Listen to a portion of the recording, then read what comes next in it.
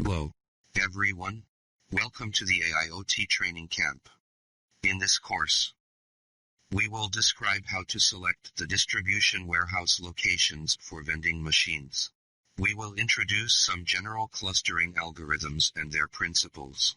We will demonstrate how to implement the spatial location selection solution based on the clustering algorithms on the HUAWEI cloud platform. This course consists of 3 parts.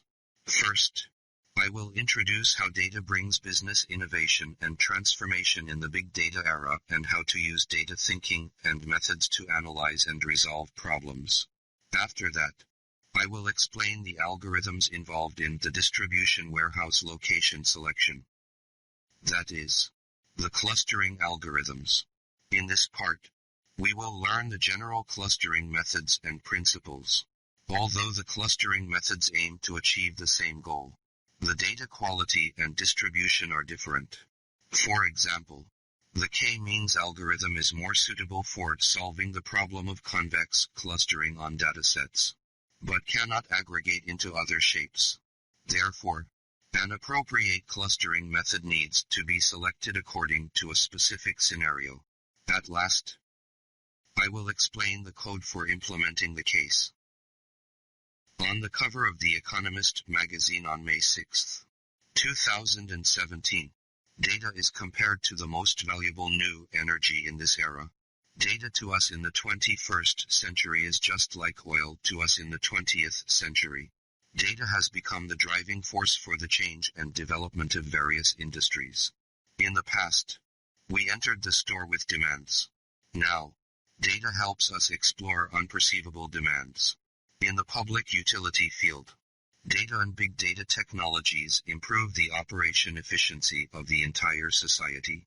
We can use the mobile app to view congested roads and plan routes in advance, in special time points and places with heavy traffic.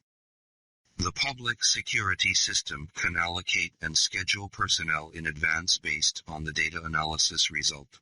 In the industrial field, data can help enterprises reduce costs and improve economic benefits. The distribution warehouse location problem we are talking about today is a good example. When selecting a distribution warehouse location, we may want to select a central location at first thought. This is because the total distance from the center to each destination is the shortest. In this way, the transportation cost is the lowest. In real-world application, in addition to the transportation cost, there are many other factors that need to be considered, such as the transportation condition, traffic status, road condition, and transportation duration. Of course, there are some natural factors to be considered, such as climate, geography, and hydrology. Therefore, no data analysis can be performed without considering the actual situation. Data analysis must be performed based on full understanding of business. When we use data to resolve problems, first, we need to collect data based on business requirements. Second, we need to abstract business problems and select a proper model. If we want to predict the sales volume of the next year, we need to select a regression model for prediction. In this course, we aim to select a relative central point so that the location of the distribution warehouse can bring high economic benefits. However, the model selected for the first time usually is not the final model. We need to continuously optimize the model, which is called the model evaluation process. Only when the result of continuous iteration and optimization is relatively stable can we consider it as the final result. The conventional heuristic algorithms for site selection are to provide the optimal solution for each instance at an acceptable cost. For example, if we want to go to Han, Changsha, and Chongqing and the total transportation fee is CNY 2000, we need to calculate the cost of each possible route to find the optimal solution. Common heuristic algorithms include simulated annealing, ant colony algorithm, and neural network.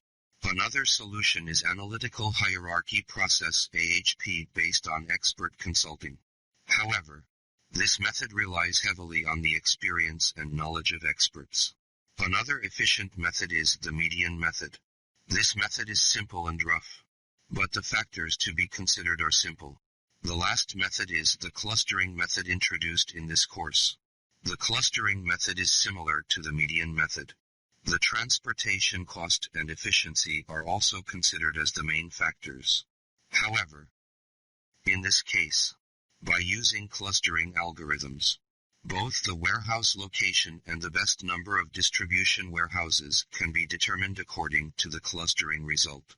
In the next class, we will focus on clustering algorithms.